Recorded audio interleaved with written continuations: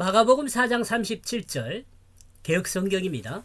큰 광풍이 일어나 물결이 배에 부딪혀 들어와 배에 가득하게 되었더라. 그리고 큰 광풍이 일어나게 되었다. 이렇게 지난 글씨는 제가 번역한 내용입니다. 새롭게 시작된 세상, 그리고 주님의 존재를 있는 그대로 인정하는 주님의 제자들, 이제 같은 우리가 되어 같은 배를 타고 새로운 세상을 향해 출발하는 과정입니다. 예수님을 따르는 제자들에게 이 큰 변화의 물결이 원인이 되어 혼란이 사방에서 일어났습니다. 그렇다면 회오리 바람이 주는 의미는 어떤 것일까요? 회오리 바람이 주는 의미는 어떤 것일까요? 회오리 바람은 뚜렷한 방향이 없이 사방에서 불어오는 돌풍을 말합니다.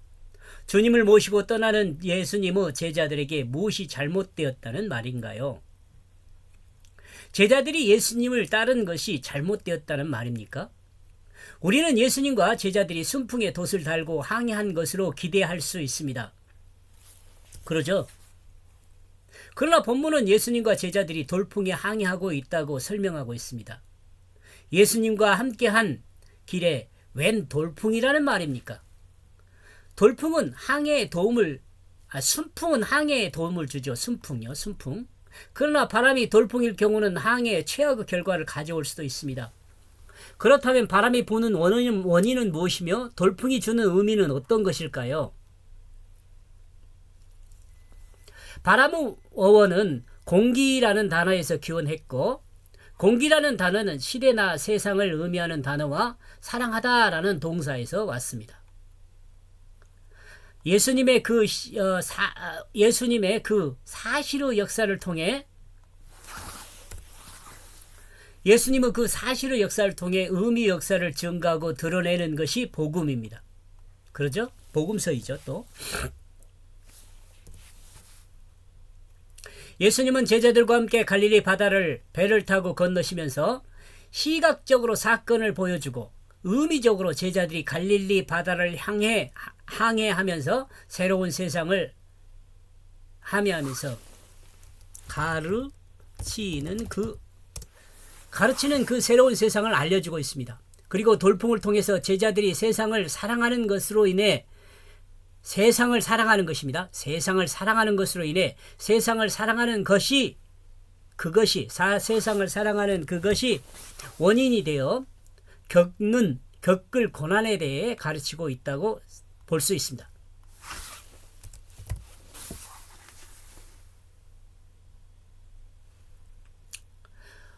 목적도 없이 방향도 없이 주변의 상황에 따라 비교하고 경쟁하면서 발생되는 것과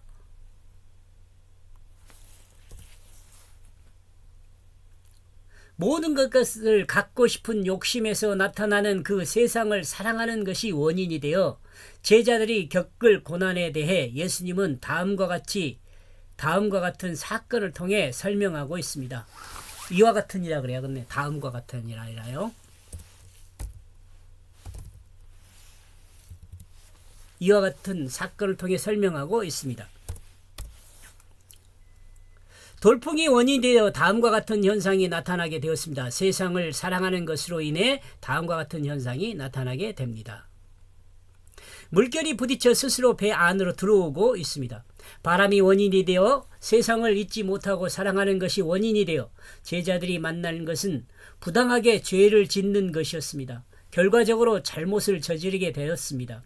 새로운 세상을 시작하면서 새로운 세상에 적응하기보다는 과거의 세상의 그 삶의 틀에 고정하고 과거 세상의 그 삶의 틀에 고정하고 그 틀 안에서 새로운 세상을 바라보기 때문에 제자들에게 문제가 발생합니다. 자, 여기까지 이해하죠? 이미 예수님과 함께한 삶이 시작되었습니다. 그런데 제자들의 생각은 옛 생각 그대로죠. 적응이 안 되죠. 그러니까 저기 안에서 혼란이 있겠죠. 그러므로 주님과 함께한 사람은 늘 세상과 비교하게 되고 세상과 비교했을 때 많은 부분이 자신들의 이득과 부딪히게 됩니다. 그리고 그 세속의 물이 주님과 함께한 배에 들어와 문제가 발생하게 되는 거죠. 그러므로 벌써 그 배에 가득 채워졌다. 예수님을 통해 이루어진 새로운 세상에서 제자들은 자기들이 이 땅에서 자기들이 생각하는 그 부분과 영화를 생각했을 수 있습니다. 이런 제자들의 생각과 과거의 세상을 사랑하는 틀에서 과장되어 잔뜩 기대에 부풀어 있었을 것입니다. 이게 이 세상을 사랑하는 거죠. 과거를 사랑하는 거죠.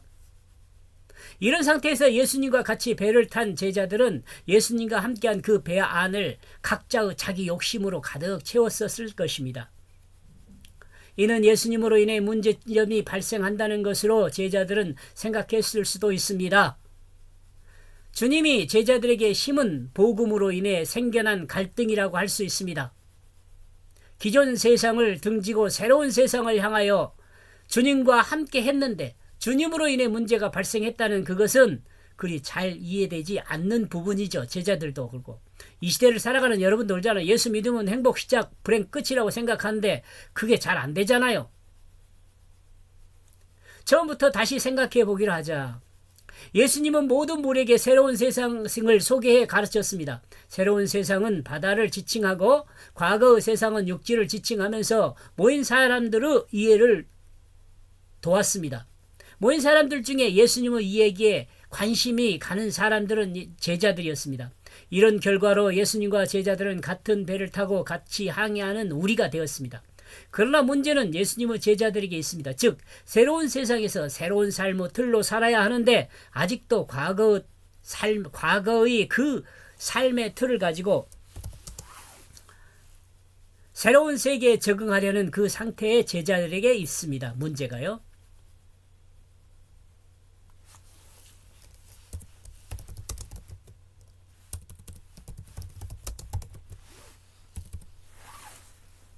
문제가 있어요.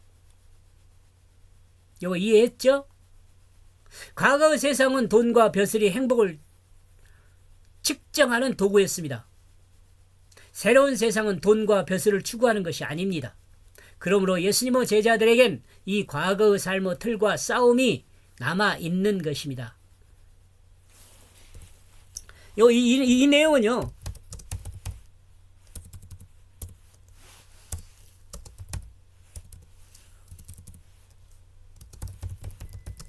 이 내용은 이 시대를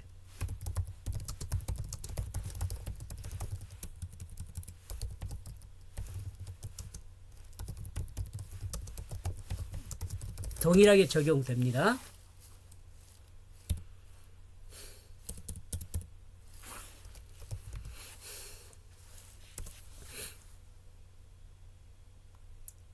같이